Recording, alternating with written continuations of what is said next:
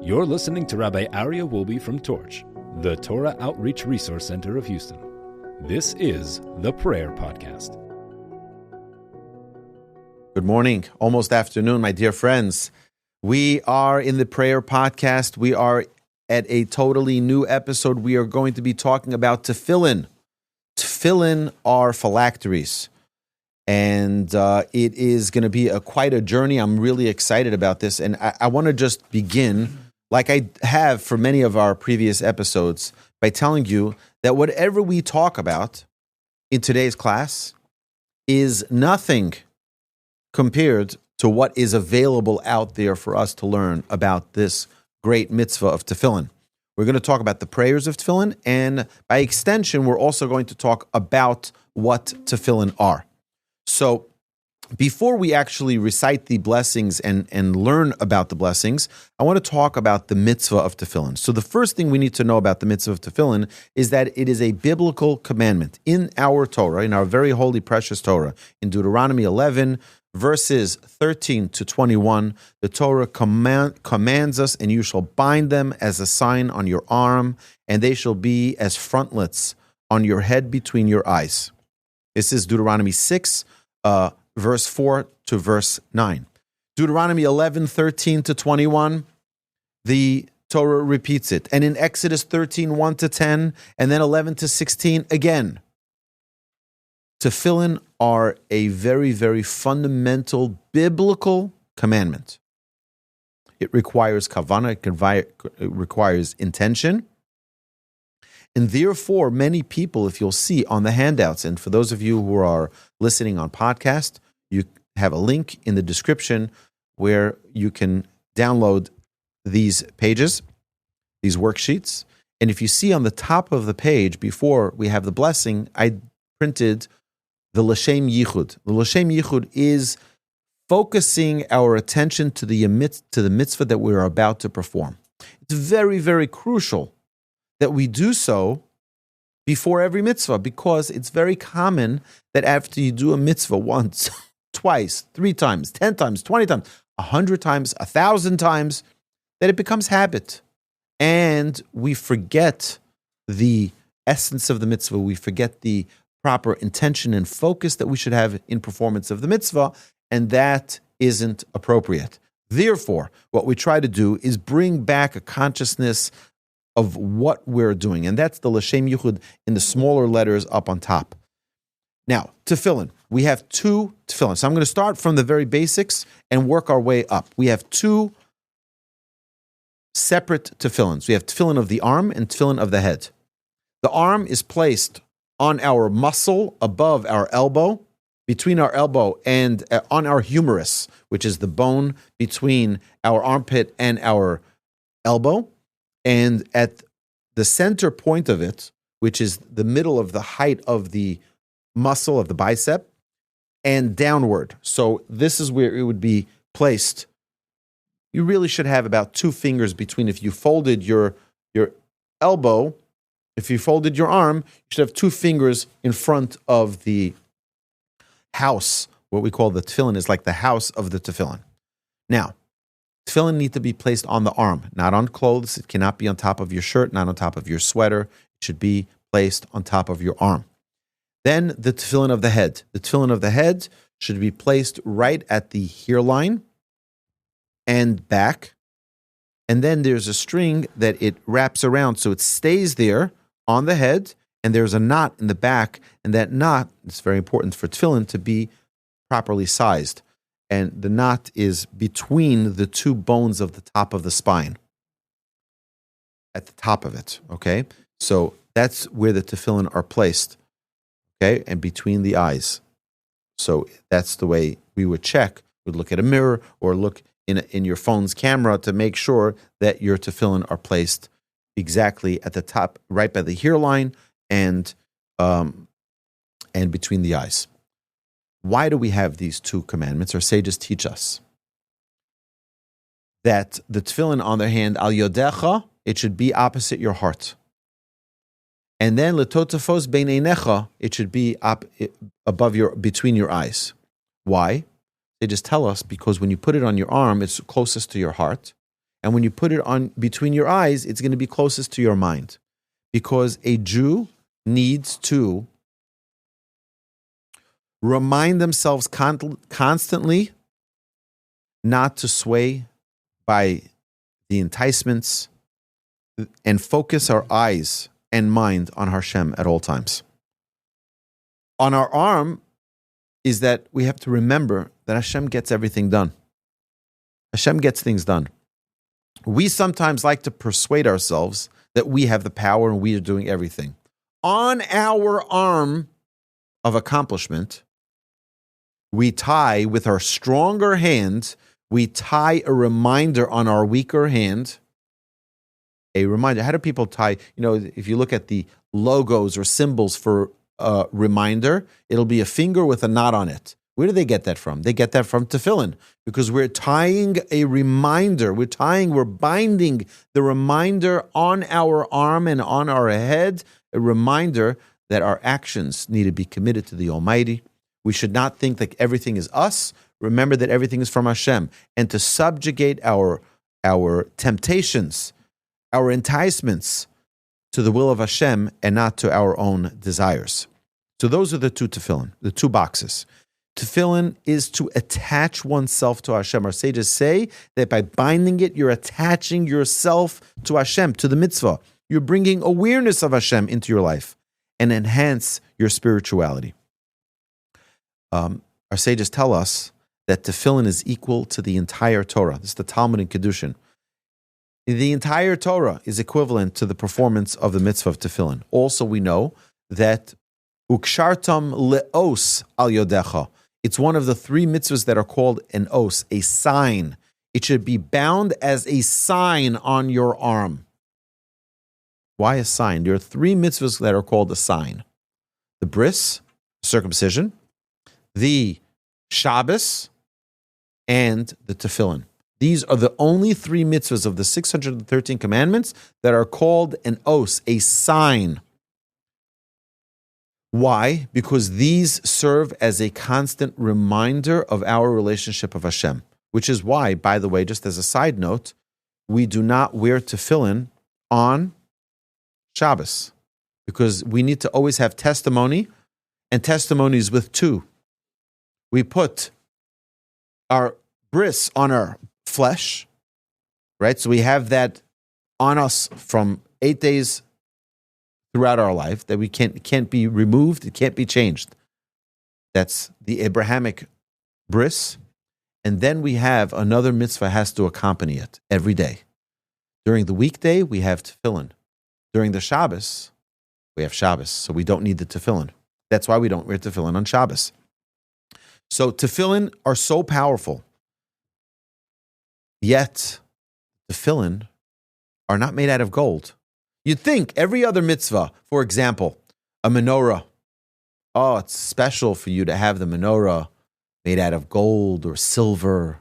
We try to make every mitzvah, we try to beautify the mitzvah in the greatest way possible. Tefillin, leather. You take it from the hide of a kosher animal. And that's the only animal that you can make it from. You can't have leather from any other animal but from a kosher animal. Why? Because the verse says, the Torah of God shall be in your mouth. Our sages tell us that the tefillin should be only made from an animal that could be in your mouth, meaning that it's kosher, that you're allowed to eat from. From what can be in your mouth. That's what the Talmud in Tractate Shabbat teaches us. Now, there's a three-pronged connection when we talk about tefillin. There is the tefillin shel yad, the hand, the arm tefillin. The tefillin shel rosh, the head tefillin.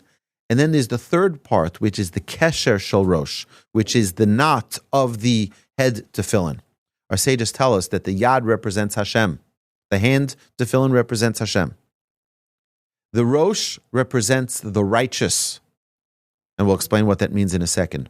And the kesher shel tefillin, the knot of the tefillin, which is also like a chibur, is the friendship, the connection, conversation. Our sages tell us that the hand is talking to Hashem. That is communicating with Hashem. The rosh is the tzaddik. the righteous that we are trying to be inspired from, to learn from, to be guided from. And then the kesher shel rosh is the friendships. Our friendships, the connection, the conversation, the helping to bridge between us, our righteous, and the Almighty. Our sages tell us that these three, the trio, are also Shachris, Mincha, and Mariv, the three prayers that we have. The Shachris and Mariv both have the Shema. Those are the two boxes of the Tefillin, the arm Tefillin and the head Tefillin. And the Mincha is the bridge between the two, and that's the Kesher Shel Rosh, that is the knot of the head Tefillin. It is garment for the skin.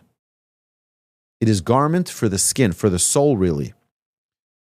Just like you dress a poor person, a person who does not have tefillin, so garment equals tefillin. A poor person, our sages tell us, the Shekhinah, the presence of Hashem, is in exile. We clothe those who are poor. Our relationship with Hashem is bound like tefillin, our clothes for the Shekhinah. When Shekhinah is enriched, we too become enriched, and we are saved from poverty, which is why our sages tell us that those who are cautious and careful with the mitzvah of tefillin are guarded from poverty. Now, what's the proper timing for tefillin? The proper timing for talis and tefillin is after dawn, not at dawn, but later, which is why in many of the Siddurim, many of the prayer books that we will find, we will see that the tefillin is put on after the morning blessings, almost right before Baruch She'amar, before the verses of praise of Psukei de Zimra. Why? Because people would wake up at the crack of dawn. They would start prayer, but it's too early to put on tefillin yet. So they put the tefillin on when it's already a little bit more light. On Shabbos, you'll notice that in those same prayer books, they put on the talis earlier in the prayer. Because on Shabbos, it's usually a little bit later that we start our prayer. And there's a special uniqueness to the Shabbos that it needs to be, that we need to pray earlier. So most people actually pray a little bit later on Shabbos, even though people mostly at 6 a.m. they'll get up. It's too early to put on talis and tefillin then. On Shabbos, they'll wake up later and they put on their talis. We don't wear tefillin on Shabbos, as we mentioned earlier.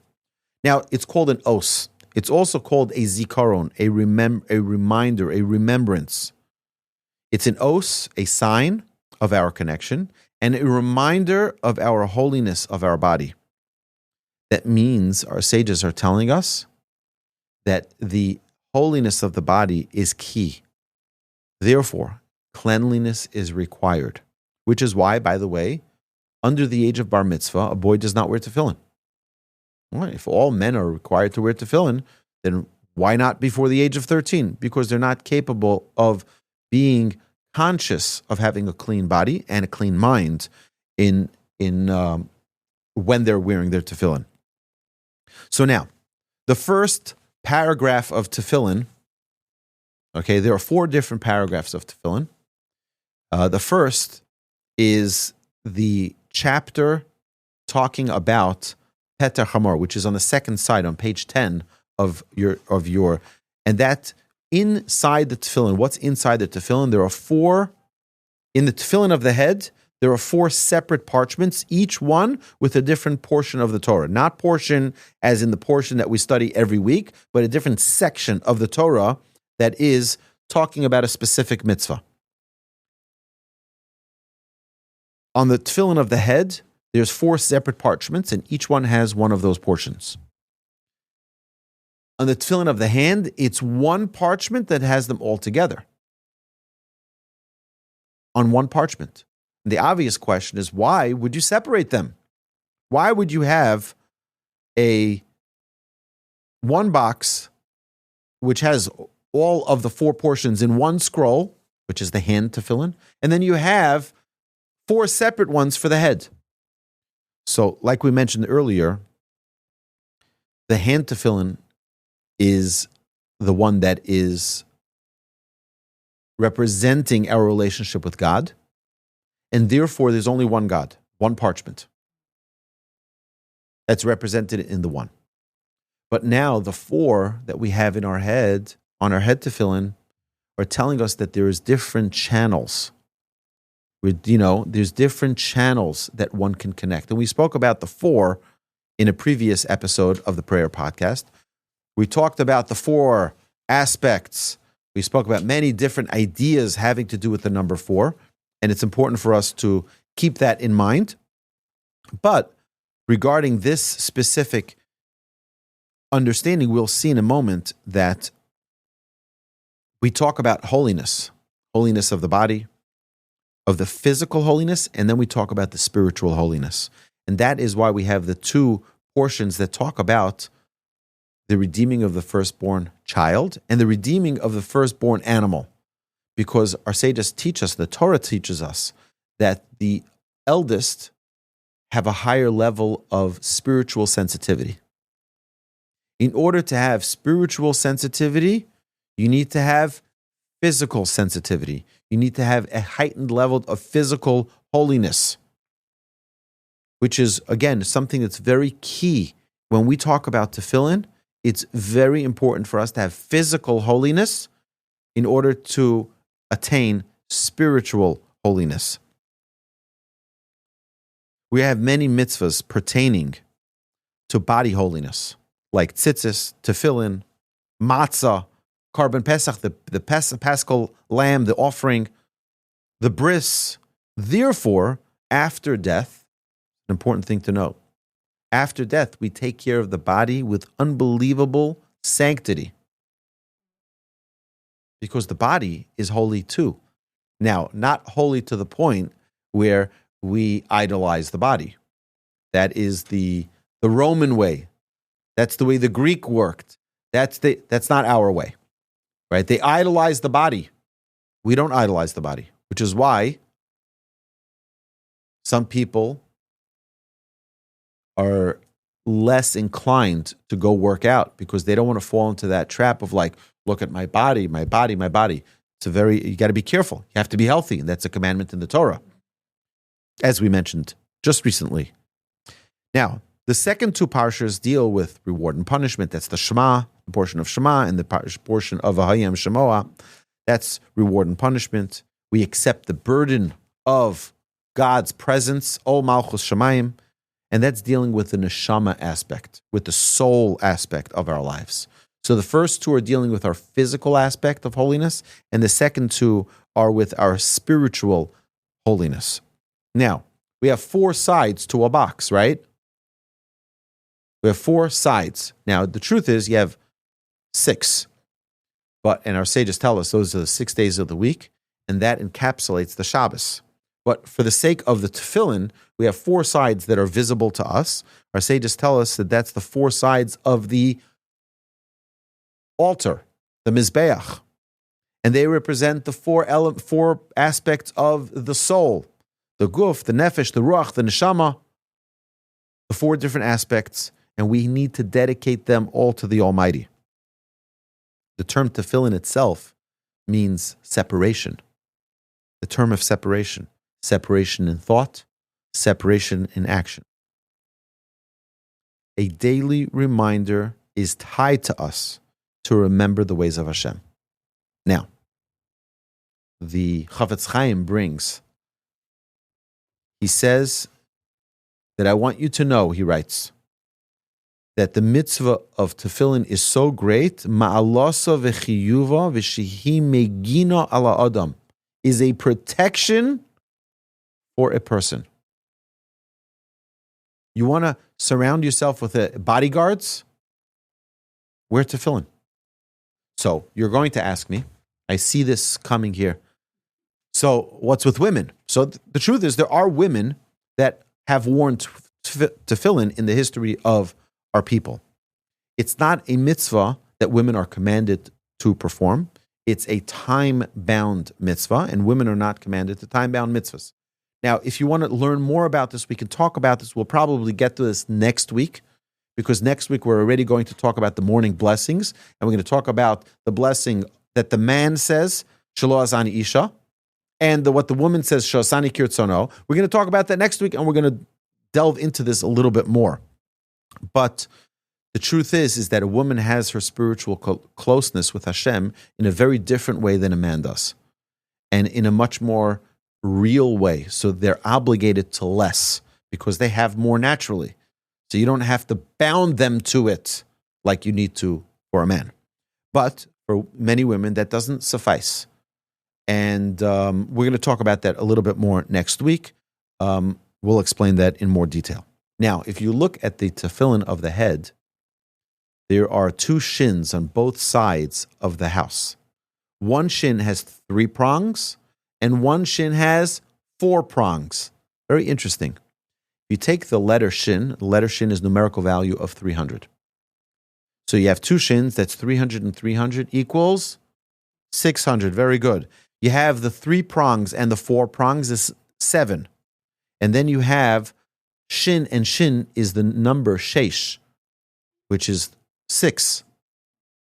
So you have 600, 7 and 6 is 613. Our sages tell us that this is one of the signs that the tefillin equals to the entire Torah.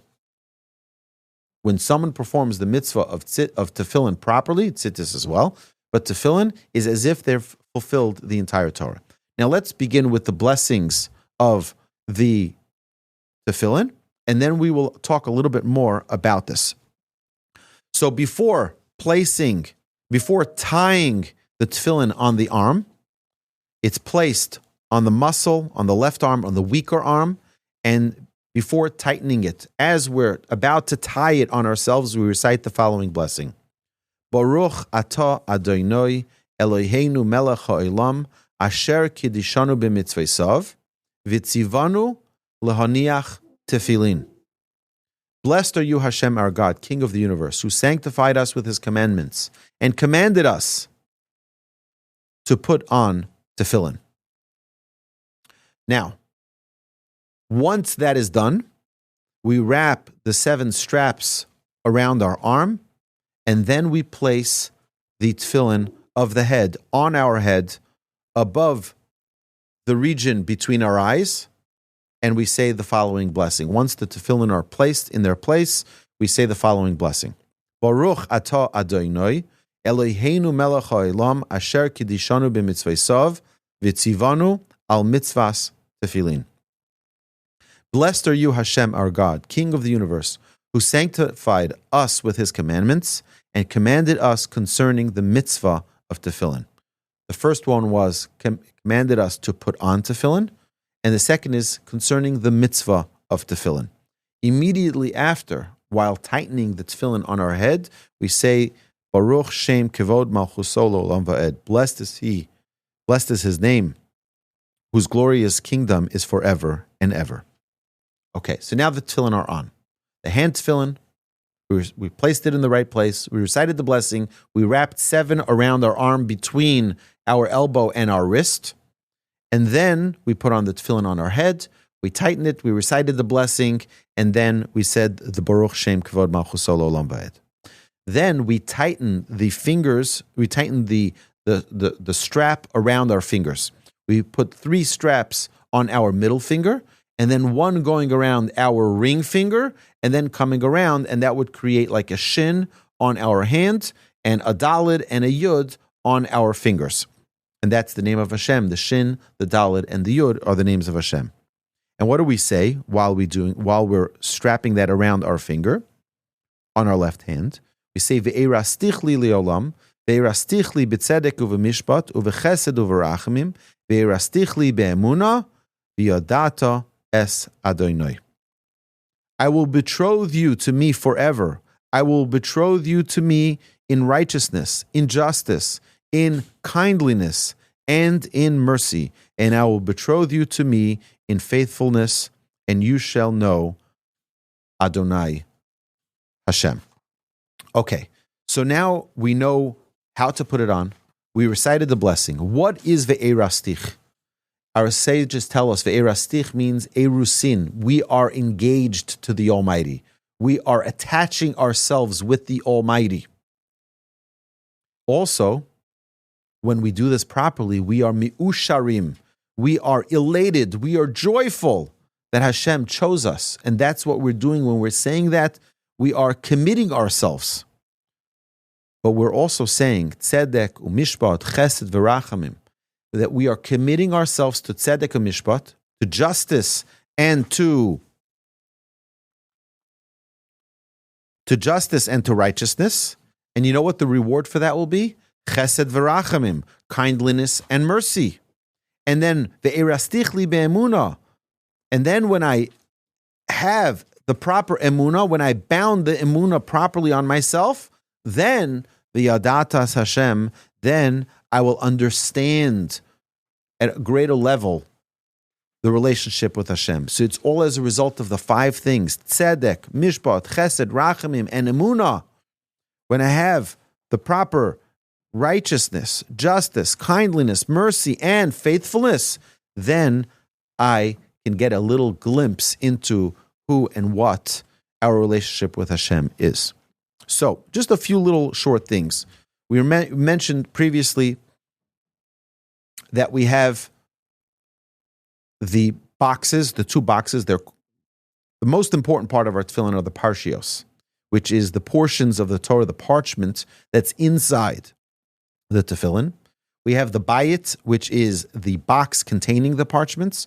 We have the titura, which is the wider base that the bayit, that the box is sitting on. We have the ma'avarta, which is the opening that in the base that the strap goes through.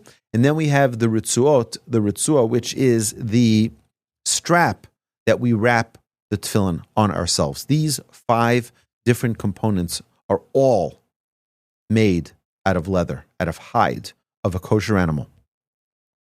So again, we have the 4 portions that are inside: the obligation to remember the Exodus, the responsibility to transmit Judaism to our descendants, which is why we talk about the redeeming of the firstborn. We're showing it in action by the redeeming of the first animal. We recite the Shema, which is the proclamation of God's unity, and the mitzvah to love Hashem. And then the implications of our fulfillment of the Torah is also in our tefillin. Now, the 2 boxes represent, like we mentioned earlier, the 2 ways in which we must serve Hashem: thought and action. Tefillin of the head, controlling our thought. Our thoughts need to be directed properly, and our actions need to be with the right intention, and that's why we have the tefillin on our arm. Now, we need to work our way up. We first need to do action, and then we need to have the right focus. We need to have the right focus. We start with action. Even if we don't understand what we are doing, doesn't change our obligation. Later, you can figure out how to make it more meaningful. In every action in life, by the way, you don't say, well, till I don't understand why I have this responsibility of supporting my wife and children, I'm not going to get a job. No, get a job. You'll figure it out later, right? First, you get into action, and then you can add meaning to it, and you can add understanding to it. And we have to add thought to it. And that's why we place our action, our arm tefillin first, and then our head tefillin. It's also because our actions need to be guided by our intellect. And, it's not enough for us to talk the talk, we have to walk the walk. There's the story about a great philosopher who lived a very promiscuous lifestyle. And his students once caught him in the act of inappropriateness. And they said to him, how is it possible? You have such incredible thoughts. You're such a wise, brilliant man. How can you act in such a lowly way? And he said, well, now I'm just me. I'm not a philosopher. Now I'm just acting like me. That's not the way we are as Jews. We combine the 2. We tie the 2 together, so to speak, on ourselves, saying our actions and our thoughts cannot be separate. We can't say, well, I'm a Jew in the synagogue, but when I'm not, I'm just like everybody else. Or I act this way when I'm here, I act another way when I'm there. We have to combine those two. How do we do it? By bringing those two together, by connecting them both to ourselves. So now we mentioned very briefly that we have the Shin, the Dalet, and the Yud. The first letter is embossed on our tefillin, outside of the head tefillin box. So we have the Shin. We also have the Shin on our arm. We have the second letter is the Dalet. We have the Dalet on the strap of the hand tefillin by the knot, and we also have it on our fingers. And then we have the Yud, which is at the end, the back of our head, the knot, and also a Yud on our hand. So we have twice the Shin, the Dalet, and the Yud on us, so that at every moment of wearing tefillin, we have this tremendous closeness and connection with the Almighty while wearing our tefillin. Now, there's another very interesting side note when we're already talking about tefillin. So we're living in a modern world today where we have access to unbelievable things. You can search up the Chinese Journal of Medicine has a remarkable article written by a Chinese medicine professional. And they found that the points, the pressure points of the head where the tefillin rests and where the arm is placed are the exact points that are needed to be manipulated for spiritual connection. And you say like, wow, what a coincidence. No, it's not a coincidence. Hashem, who created this world, who created medicine, who created the human being, knows exactly what he's doing. Okay, it's not a coincidence. We are just able to reveal sometimes the hidden secrets of the beauty of our Torah. Now, the Ben Ish Chai says an incredible thing. He says that if you count the number of days that the tefillin are worn every year, it's 301 days a year. Because you have to exclude the days of holidays and Shabbos. You take out Shabbos, you have 52 weeks in the year, 52 Shabbosos a year, and you also have holidays. Together, it leaves us with only 301 days a year that we wear the tefillin. You know what the numerical value of 301 is? Eish, fire. Our sages tell us that one who is careful with wearing tefillin is protected from the fire of Gehenna, of purgatory. Tefillin are the protectors that will save us from that fire. My dear friends, it is such a powerful mitzvah. It's such an incredible privilege and opportunity for us to have such an incredible mitzvah that we can perform every single weekday of our lives. And to be careful with this mitzvah, to ensure that our tefillin are constantly checked appropriately and that they're authentic, because unfortunately, there have been too many stories where people go on Amazon and they try to find cheap tefillin. No, that's not where bona fide scribes put their tefillin for sale.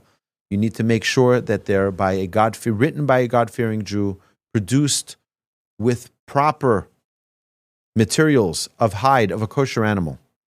And my dear friends, God shall bless us all to have tefillin, to merit for the mitzvah of feeling that closeness and connection to Hashem every day of our lives.